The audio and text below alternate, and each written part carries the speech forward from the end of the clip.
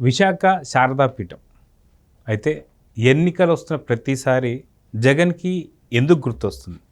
అసలుకి జగన్ క్రైస్తవుడా లేదా ఇక్కడ ఇంకేదైనా వ్యూహం ఉందా? వీటన్నిటి గురించి చర్చిస్తాను. మనతో పాటు సీనియర్ జర్నలిస్ట్ సత్యమూర్తి గారు ఉన్నారు. ఆయన అడిగి తెలుసు. సార్ నమస్తే. నమస్కారం అండి. సార్, ఎన్నికల్లో వస్తున్న ప్రతిసారి శారదాపీఠం వైపు చూస్తుంటాడు జగన్. అప్పుడు ఎందుకు గుర్తొస్తుంది? అయితే తన చెల్లి మొన్న మధ్య చెప్పింది తన క్రైస్తవుడు అయ్యి ఉండి కూడా ఇలా అని. అసలు క్రైస్తవుడా కాదా? అసలు ఇది ఇంకేమైనా వ్యూహమా? ఇది చూస్తుంటే మీరు అన్నది కరెక్ట్ అనిపిస్తుంది. విశాఖ శారదాపీఠం అధిపతి స్వరూపానందేంద్ర సరస్వతి.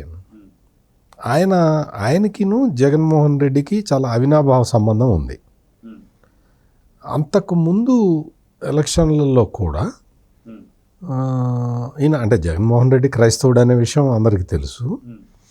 ఆయన మతం మారినట్టు అంటే హిందూగా మారిపోయినట్టు ఈ స్వరూపానందేంద్ర సరస్వతి ఆయన జగన్మోహన్ రెడ్డిని నదిలో స్నానం చేయించి ఆయనకి మతం మార్చినట్టుగా ఒక కలర్ ఇచ్చారు, పిక్చర్స్ రిలీజ్ చేశారు.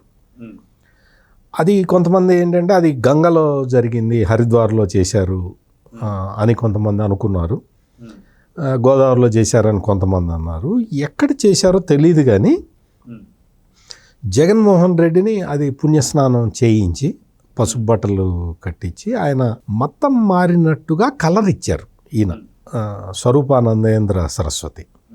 ఇచ్చిన తర్వాత చాలామంది అంతకు ముందు ఎలక్షన్లో ఏం జరిగింది అంటే జగన్మోహన్ రెడ్డి తల్లి విజయలక్ష్మి బైబుల్ పట్టుకొని ప్రచారానికి వెళ్ళింది.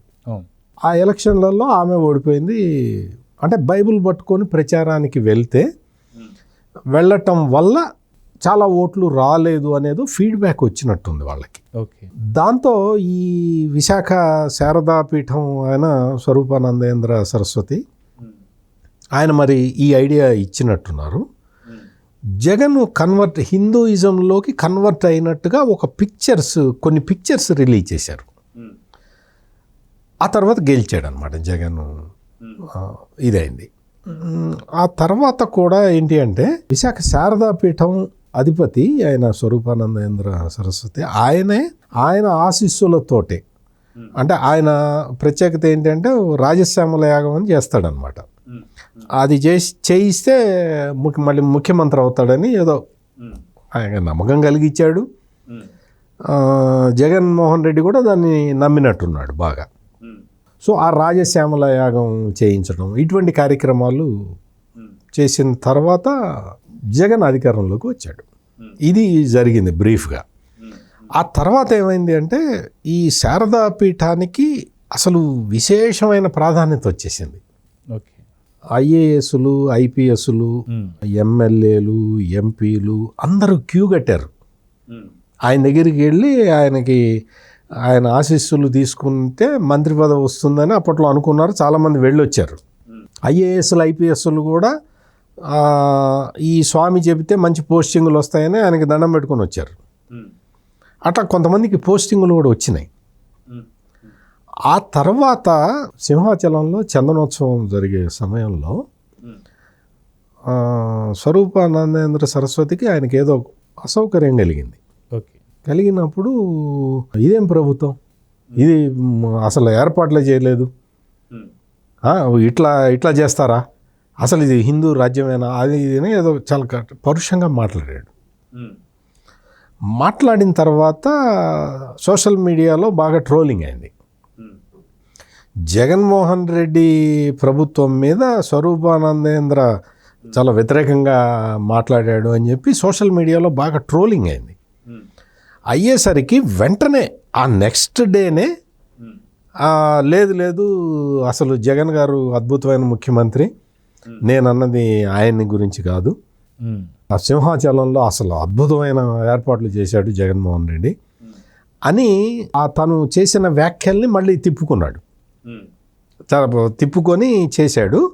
దానికి ఏంటంటే సీఎం ఆఫీస్ నుంచి ఎవరో ఒక ఆఫీసర్ ఫోన్ చేసి ఏం సరిగ్గా మాట్లాడటలేదు, ఏంటి నీ ఉద్దేశం ఏంటి, ఏమనుకుంటున్నావు నువ్వని ఏదో బెదిరిస్తే ఈయన మాట మార్చి మామూలుగా చెప్పాడని చెప్పి అప్పట్లో చాలా టాక్స్ వచ్చినాయి. ఓకే. మొత్తానికి ఏంటి అంటే ఈ స్వరూపానందేంద్రకి జగన్మోహన్ రెడ్డి అంటే వల్లమాలిన అభిమానం, ప్రేమ ఉన్నది.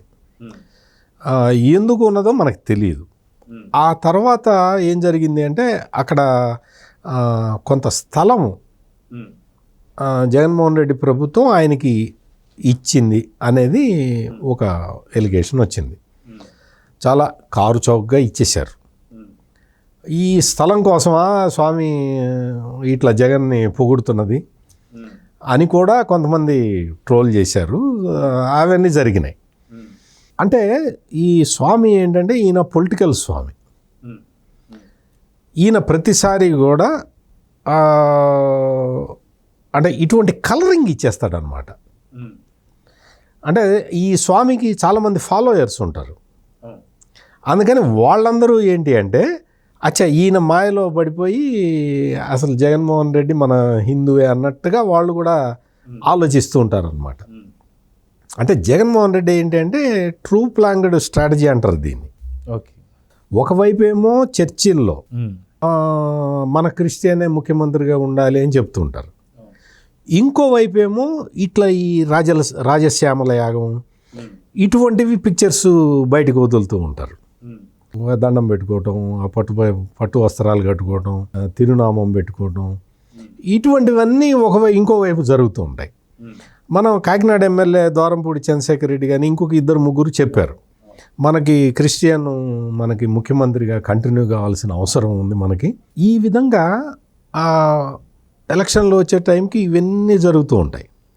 ఆయన క్రిస్టియన్ ఇది ఇప్పుడు మణిపూర్లో జరిగిన అల్లర్లు అవి మనం చూసాం. అప్పుడు అక్కడ క్రిస్టియన్లని ఊచకోత కోసినప్పుడు నువ్వు క్రిస్టియన్ అయ్యుండి నువ్వు ఎందుకు కండెమ్ చేయలేదు అని చెప్పి షర్మిల క్వశ్చన్ చేసింది, అన్నని క్వశ్చన్ చేసింది. అంటే ఆయన క్రిస్టియన్ అనేది అర్థమైపోతుంటుంది మనకి. కానీ ఇటువంటివి ఎందుకు చేస్తాడో మనకు తెలియదు. ఇవన్నీ కూడా ఈ పట్టు వస్త్రాలు పెట్టడం అవి. తిరుమల తిరుపతి దేవస్థానంకి అంటే వెంకటేశ్వర స్వామికి పట్టు వస్త్రాలు ఇవ్వటానికి వెళ్ళాలి అంటే సతీ సమేతంగా వెళ్ళాలి. ఎక్కడ భారతిరెడ్డి తిరుమల ఎప్పుడు రాలేదు. మొన్న పండక్కి ఒక తిరుపతి సెట్టింగ్ని తాడేపల్లి క్యాంప్ ఆఫీసులోనే వేయించుకున్నాడు. 3 కోట్ల రూపాయలు. అదొక పెద్ద కాంట్రవర్సీ అయింది. అంటే ఈ విధంగా అంటే ఇటు క్రైస్తవుల ఓట్లు కావాలి, ఇటు హిందువుల ఓట్లు కావాలి అన్న ఇదిగా జరుగుతున్నది. దానికి ఈ విశాఖ శారదాపీఠం ఆయన జగన్మోహన్ రెడ్డికి బాగా సహాయం చేస్తూ ఉన్నాడు. జగన్మోహన్ రెడ్డికి ఆయన సహాయం చేస్తున్న విషయాన్ని ఆయన భక్తులు కూడా చాలామంది ప్రచారం చేస్తూ ఉంటారు. ఈ శారదాపీఠానికి సంబంధించి చాలామంది ఉన్నారు.